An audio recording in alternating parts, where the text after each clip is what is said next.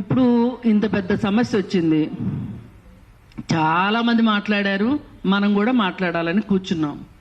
తప్పనిసరి పరిస్థితులు ఇప్పుడు సజయ్ గారు చెప్పినట్టు. అయితే ఈ పరిస్థితి ఎందుకు వచ్చింది అని ఈ మాట్లాడిన వాళ్ళు ఎవరైనా సరే, లేదు 95% పీపుల్ శివాజీకి సపోర్టుగా ఉన్నారు అని చెప్పి కుక్కతోక నడిపిస్తున్న ఒక జర్నలిస్టు, కుక్క నడిపిస్తుంది తోకని, అంతేగాని తోక కుక్కని నడిపించదు. అలాంటి ఒక మహానుభావుడైన సీనియర్ జర్నలిస్టు మాట్లాడిన తరువాత ఈ సమస్యకి పరిష్కారం లభించలేదు కాబట్టే మనం ఇక్కడ కూర్చోవాల్సి వచ్చింది. ఏం చేసుంటే బాగుండేది అని ఏ ఒక్కళ్ళు ఆలోచించట్లేదు.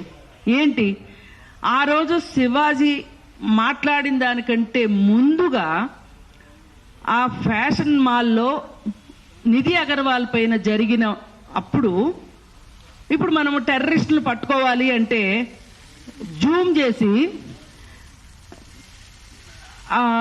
ఏదైతే ఇన్పుట్ ఉంటుందో జూమ్ చేసి మనుషులను గుర్తిస్తారు కదా, మరి వాళ్ళు కూడా ఒక రకంగా టెర్రరిస్టులే.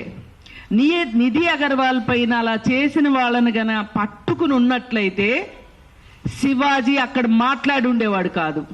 ఇది ప్రభుత్వ వైఫల్యంగా నేను ఫీల్ అవుతున్నా. షీ టీమ్స్ ఉంది కదా, ఏం చేస్తుంది షీ టీమ్స్? పోలీసు ఉన్నారు, ఏం చేస్తున్నారు? వాళ్ళకి అవసరం లేదా?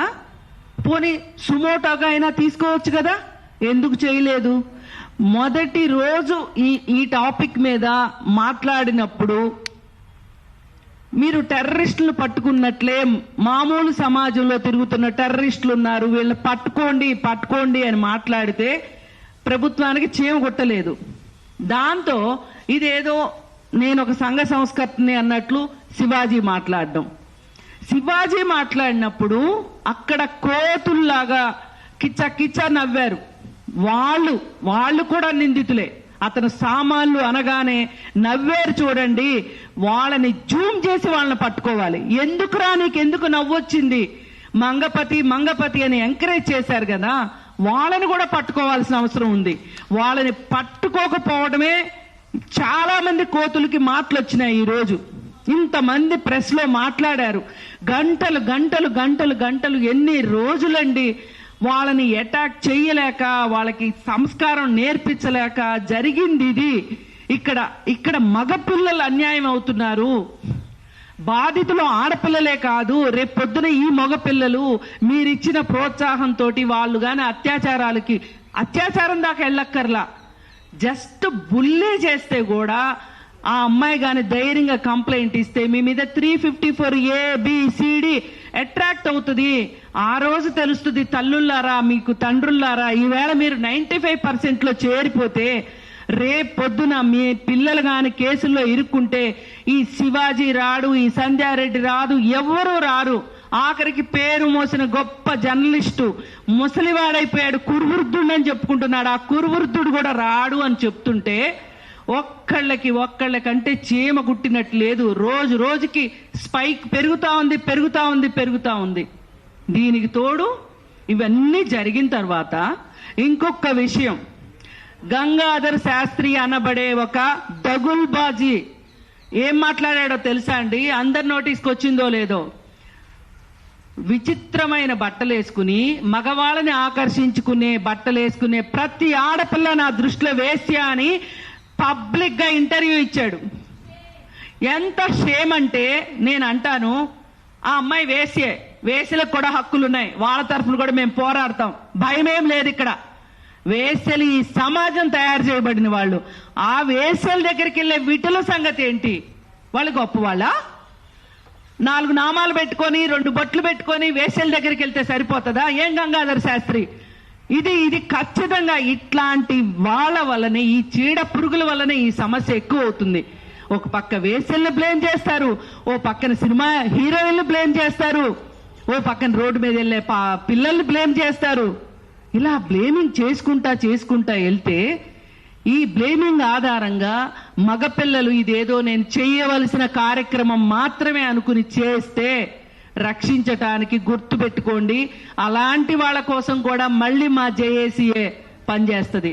ఎందుకంటే దీనిలో నాశనం అయిపోయే పిల్లలు ఎవరంటే పేదవాళ్లే, అట్టడుగు వర్గాల వాళ్లే. ఇప్పటికే వాళ్ళు ఈ ప్రభుత్వాల వల్ల అణిచివేయబడిన వర్గాల నుంచి వచ్చే మగపిల్లలు పాపం తెలిసి తెలియక యూట్యూబుల్లో ఇవన్నీ చూసి, డబ్బులున్న వాళ్ళు ఇక్కడ దాకా రాదు వాళ్ళ వ్యవహారం, వాళ్ళ డబ్బులే వాళ్ళని రక్షిస్తుంది. ఈరోజు శ్రవణ్ కుమార్ని రక్షించినట్టు. కానీ పేదవాళ్ళు బలవుతారు. ఆ పేదవాళ్ళకు కూడా మేమే అండుంటామని చెప్తున్నా. కానీ ఇది సరి చూసుకోవాల్సిన సమయం, సమాజం మొత్తం ఆలోచించాల్సిన సమయం వచ్చింది అని నేను చెప్పాలనిపిస్తుంది. ఇంకొక మాట, మీరందరూ కలిసి మగపిల్లలకి రైట్ ఉంది, అమ్మాయి బట్టలే కారణం వాడు అలా చేయడానికి, వాడికి హార్మోనల్ ఇంబ్యాలెన్స్ వచ్చి వికారాలు వచ్చి అది చేస్తాడు ఇచ్చేస్తాడు అన్నందుకు ఈ చర్చలన్నీ ఒక కన్నడ యాక్టర్ చూసినట్లుంది బాగా. ఆమె ఏం స్టేట్మెంట్ ఇచ్చిందో తెలుసా అండి? ఢిల్లీలో వీధి కుక్కల్ని బయట ఎక్కడో షెల్టర్లో పెట్టమని చెప్పారు కదా, మరి ఇలాంటి అబ్బాయిలను కూడా షెల్టర్లో పెట్టాలేమో, అప్పుడే సమాజం బాగుంటదేమో అని చెప్పింది. ఇది నిజంగా తల్లిదండ్రులు ఆలోచించండి. మీ పిల్లలు ఒక శివాజీ మాట వినో, లేకపోతే శివాజీ మాట్లాడింది కరెక్ట్ అనే 95% మీరుంటే మరి సమాజం మీ పిల్లల్ని ఎక్కడ ఉంచుతానంటోంది? చట్టాలు ఉన్నాయి, చట్టాలని గౌరవించండి. నేను ప్రెస్ను కూడా కోరుకునేది సవినయంగా, ఒక చట్టం ఉంది అని చట్టం గురించి చెప్పండి. ఈ మొత్తం చర్చలో ఎక్కడా చట్టం అనేది లేకుండా అయిపోయింది. మనం చట్టంలో ఉన్నాం, అది గుర్తుపెట్టుకోండి. నేను ఇక్కడ ఏం మాట్లాడినా చట్టం ప్రకారమే మాట్లాడతాను, చట్టం ప్రకారమే మాట్లాడాను అన్ని ఇంటర్వ్యూల్లో కూడా. కానీ నేను మరి చాలా మర్యాదస్తురాల్ని. వీళ్ళ దృష్టిలో చీర కట్టుకున్నాను, నిండుగా ఉన్నాను, పెద్ద బొట్టు పెట్టుకున్నాను, చాలా సాంప్రదాయబద్ధంగా ఉన్నాను. నన్నెంత ట్రోల్ చేశారో తెలుసా అండి? మరి అందరికంటే ఆద్యురాలు పూజ్యురాలు సంధ్యక్కని ఎంత ట్రోల్ చేశారు? మేమేం పాపం చేశాము మీరు ఇంత ట్రోల్ చేయటానికి? సమాజం బాగుండాలనే చెప్తున్నాం. ఇప్పుడు కూడా ఎవరైనా నష్టపోతే శివాజీ లాంటి వాడు కాదు సుమా, ఎవరైనా మధ్యతరగతి పిల్లలు నష్టపోతే వాళ్ళకి కౌన్సిలింగ్ ఇవ్వడానికి, వాళ్ళకి చట్టపరమైన సహాయం ఏదైనా చేయడానికి మేము సిద్ధంగా ఉన్నాము. మమ్మల్ని కూడా అర్థం చేసుకోండి. మేము ఎందుకు మహిళల పట్ల ఇలా మాట్లాడుతున్నాము ఇది అర్థం చేసుకుంటారని ప్రెస్ కూడా థంబ్నెయిల్స్ ఇష్టారీతిని పెట్టే విషయంలో కావచ్చు. ఏమండి, మంచి మాట సంవత్సరాల తరబడి నిలబడుతుంది, ఒక చెడ్డ మాట చాలా త్వరగా పాపులర్ అవుతుంది, అంతే త్వరగా మాయం అవుతుంది. ఇది గుర్తుపెట్టుకోవాలని ప్రెస్ను కూడా కోరుకుంటూ, అమ్మాయిల హక్కు, ఆడవాళ్ల హక్కు వస్త్రధారణ, ఇంతకంటే మాట్లాడటానికి ఏం లేదు. వస్త్రధారణ గురించి ఇంకొకళ్ళు ఎవరైనా మాట్లాడాలి అని సాహసిస్తే కూడా చర్యలు చాలా తీవ్రంగా ఉంటాయి అని మటుకు చెప్పదలుచుకున్నాను. Thank you. ఈ ప్రెస్ మీట్ ముగింపుని పిఓడబ్ల్యూ అధ్యక్షురాలు సంజయ్ ఇస్తారు. ఇంకా కింద కూడా కొంతమంది ఉన్నారు, మాట్లాడతారేమో బహుశా. సరే మిత్రులు, ఇప్పటికే అనేక విషయాలు వచ్చాయి. ఎందుకు